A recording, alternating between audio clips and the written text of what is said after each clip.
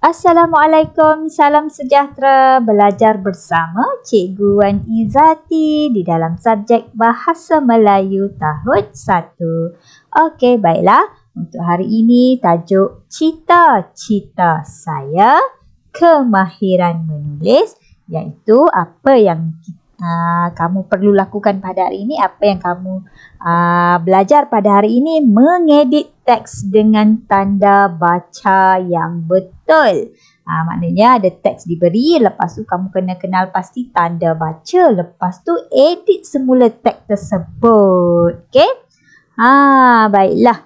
Untuk standard pembelajaran 3.3.2, mengedit dan memurnikan hasil penulisan daripada aspek tanda baca, ya. Aspek tanda baca hari ini bukan aspek ejaan tetapi tanda baca. Yang ini. Okey. Untuk objektif pembelajaran, murid akan dapat mengenal pasti dan mengedit kesalahan tanda baca yang terdapat dalam teks. Maknanya hari ini Cikgu Zati nak pastikan kamu akan dapat kenal pasti kesalahan tanda baca yang ada dalam teks. Lepas tu, tulis semula, edit semula kesalahan tanda baca tersebut. Okey, seterusnya. Tanda baca. Apa tu? Okey, kalau kamu semua nak tahu, tanda baca itu merupakan satu simbol atau tanda yang digunakan semasa menulis. Kita nak tuliskan, kita gunakan tanda baca tersebut. Jadi, untuk tahun 1, tanda baca yang kamu akan belajar beberapa sahaja. Okey, sebenarnya tanda baca banyak. Tapi untuk tahun 1, apa yang Cikgu Zati tunjukkan sahaja. Okey, contoh tanda baca. Yang pertama, huruf besar. Okey, huruf besar. Penting ya huruf besar ni. Contohnya, huruf A besar, B besar, C besar, D besar sehingga huruf Z besar. Ini contoh 3 huruf besar sahaja. Jadi, huruf besar ini kamu gunakan pada huruf pertama perkataan pada permulaan ayat. Contohnya apa? Huruf pertama pada permulaan ayat, kamu nak buat ayat kan? Mula-mula kan? Jadi contohnya, saya ada bola. Jadi S tu huruf besar. Ya? S tu huruf besar. Contohlah. Okey, semula Cikgu Zati buat. Saya ada bola. S ni huruf besar. Itulah dia penggunaan tanda baca bagi huruf besar. Digunakan pada huruf pertama bagi perkataan pertama pada permulaan ayat. Selain daripada itu juga, huruf besar ini kamu gunakan untuk kata nama khas. Okey, contoh ya. Kata nama khas, nama orang, nama tempat. Okey, jadi contoh kata nama khas, contohlah nama orang kan. Nama apa? Contohnya nama Siti Aminah. Nampak ya? Jadi kata nama khas untuk ini penggunaan huruf besar Aminah, Siti. Faham? Okey. Seterusnya, contoh tanda baca yang seterusnya. Ya, tanda noktah. Macam mana tanda noktah ni? Ataupun biasa kalau kamu selalu juga sebut dengan tanda titik kan? Ini tanda titik. Tanda titik ini pula digunakan pada akhir sesuatu ayat. Contohnya, bila kamu buat ayat tadi, saya ada bola tadi kan? Saya ada bola. Jadi, selepas akhir bola tu tadi, sebelah dia letak tanda titik, tanda noktah ni. Okey. Boleh ya? Lepas tu, tanda noktah ini juga digunakan pada akhir singkatan gelaran. Contohnya. Okey, contohnya apa? Puan ataupun encik ya. Puan, Izati. Puan Izati, nampak ya? Puan, selepas puan tu titik tanda noktah ni. Baru nama Izati tu. Akhir singkatan gelaran. Okey, boleh faham? Untuk tanda noktah. Baik, tanda baca yang ketiga. Tanda koma. Inilah rupa tanda koma. Cikgu Tati buat besar lah tanda koma ni. Jadi, tanda koma ini pula, bila kamu nak gunakan tanda koma ini untuk mengasingkan kata yang berturut-turut dalam satu ayat. Contohnya, contohnya kamu ke kedai, kamu membeli ikan, beli ayam, beli telur dan gula. Jadi, nak tulis dalam ayat tu, saya beli ikan.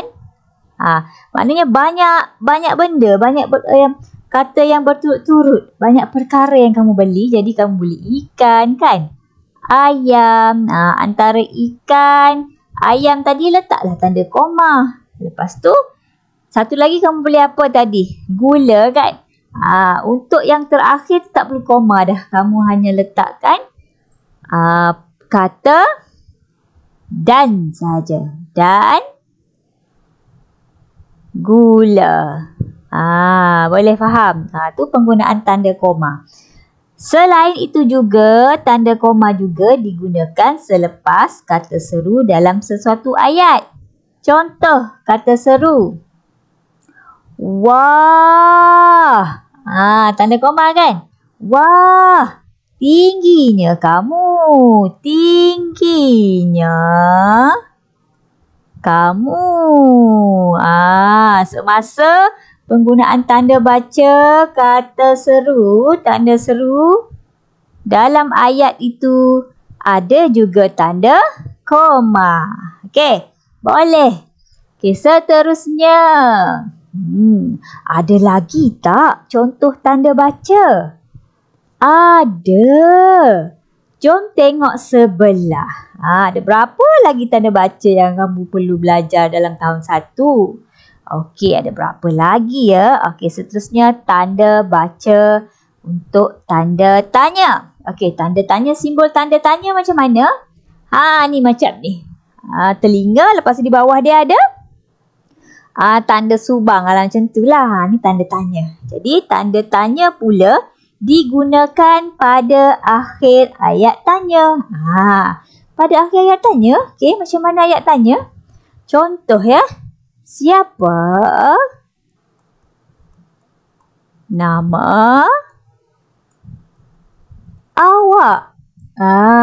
Kan? Tanda tanya mesti ada kata tanya. Lepas tu mestilah kamu letakkan tanda apa? Tanda tanya. Apa dia keluar tu? Okey, boleh. Tanda tanya kamu letakkan di akhir ayat tanya. Okey, dan yang seterusnya tanda seru. Dia dah keluar dari situ. Cikgu tadi tak tekan lagi, dia dah keluar dah.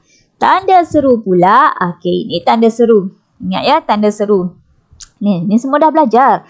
Okey, jadi tanda seru kamu gunakan pada akhir ayat seru. Tadi kan ingat ayat seru tadi. Dalam ayat seru tadi ada koma dulu kan. Selepas tu akhir dia tak ada tanda noktah. Tapi dia letakkan tanda seru. Contoh ayat Amboi.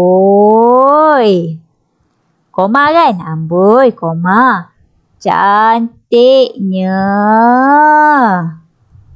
kamu. Tanda seru. Okey, boleh. Jadi itu antara contoh tanda baca yang kamu belajar pada hari ini. Ada berapa? 1, 2, 3, 4, 5 kan? Huruf besar, tanda noktah, tanda koma, tanda tanya dan juga tanda seru.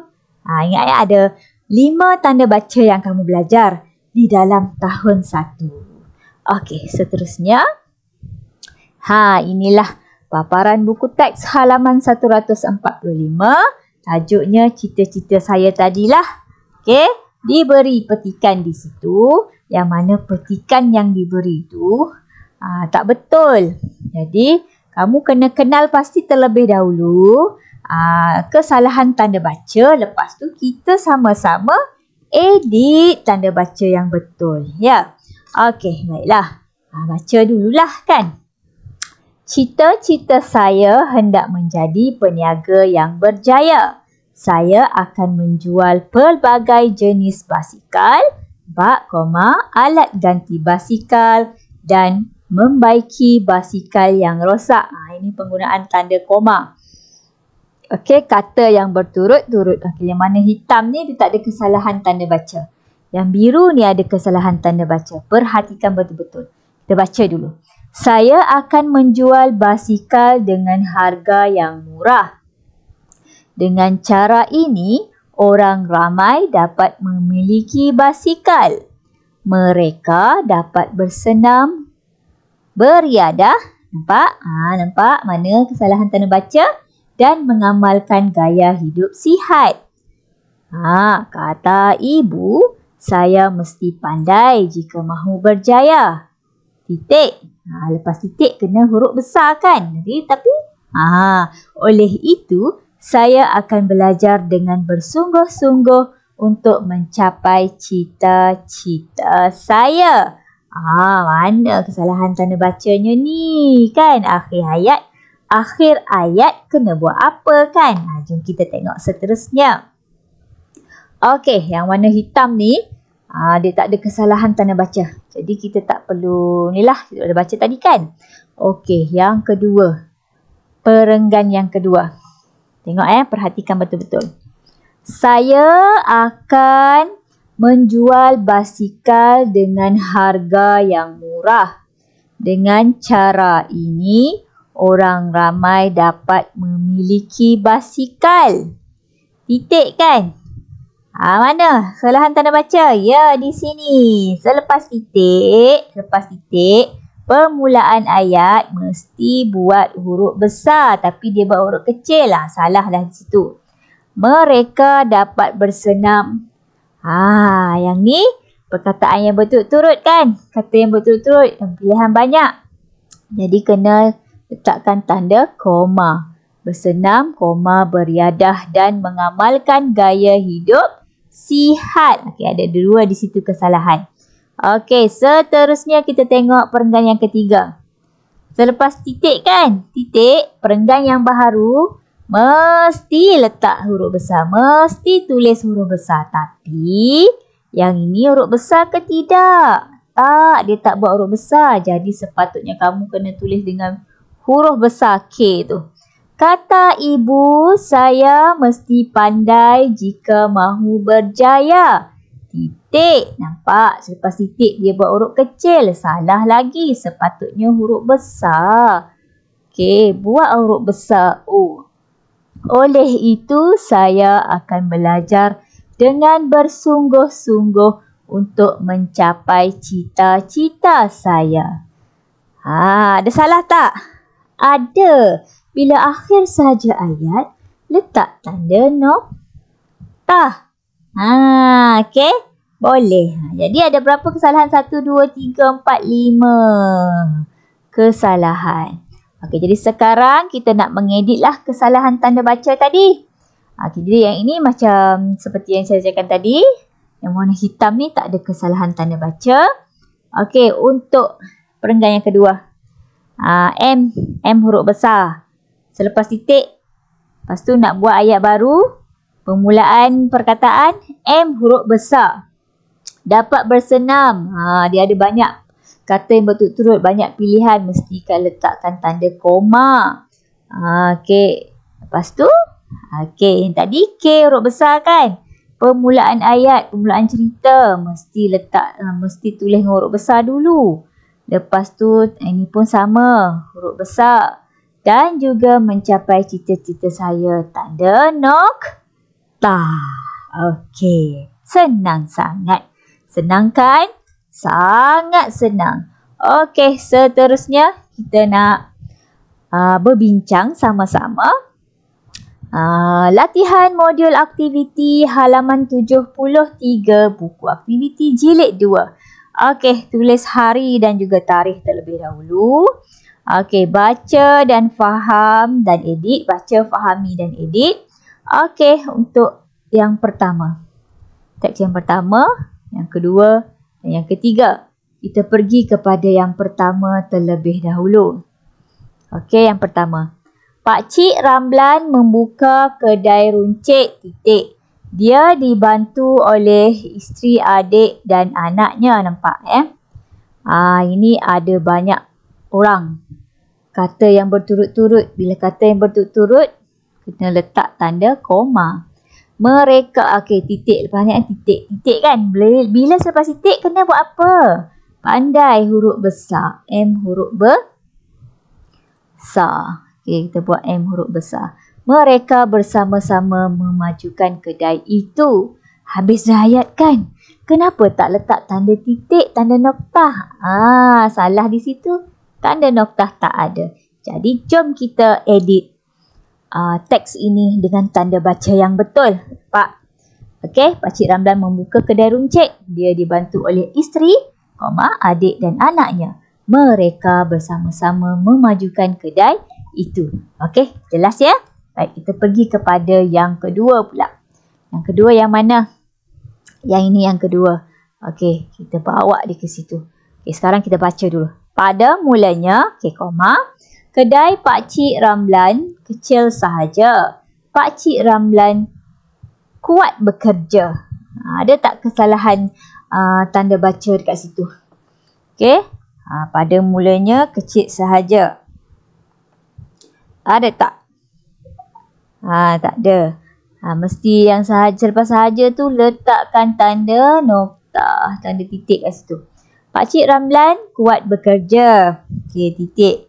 Kini kedainya telah maju. Okey, betul. Pakcik Ramlan menjual pelbagai barang makanan, minuman dan alat tulis. Yang ni yang mana salah? Apa tanda baca yang tak ada? Pandai, tanda koma.